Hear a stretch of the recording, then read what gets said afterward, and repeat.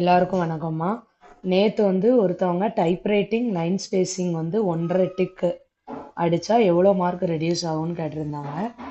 Typewriting line spacing tick அடிக்கிறது அதாவது 1.5 tick அப்படின்னு அடித்தோன்னா அதுக்கு ஒரு 2 மார்க் லெஸ் பண்ணுவாங்க, 2 மார்க் ரெடியூஸ் பண்ணுவாங்க. அடுத்து எப்படின்னா, நம்மளுக்கு இப்படி ஒரு பேப்பர் இருக்குது அப்படின்னா நம்ம இன்னொரு பேப்பரில் அடிக்கணும்.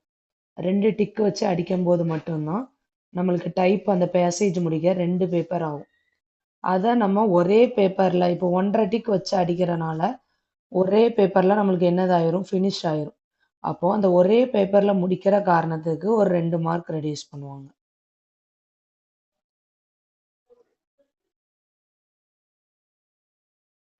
அதுக்கப்புறம் நம்மளோட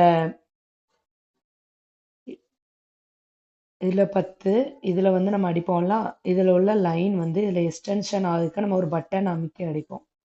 சம்டைம்ஸ் சில வார்த்தைகள் இதுக்கு போகும்.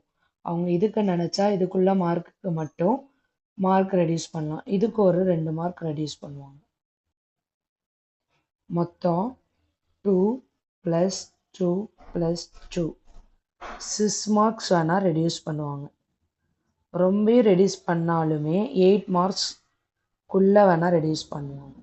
அதுக்கு மேலே ரெடியூஸ் பண்ண மாட்டாங்க. ஸோ ஸ்பீடு வராதவங்க 1.5 டிக்கில் தாராளமாக அடிக்கலாம். தேங்க்யூ.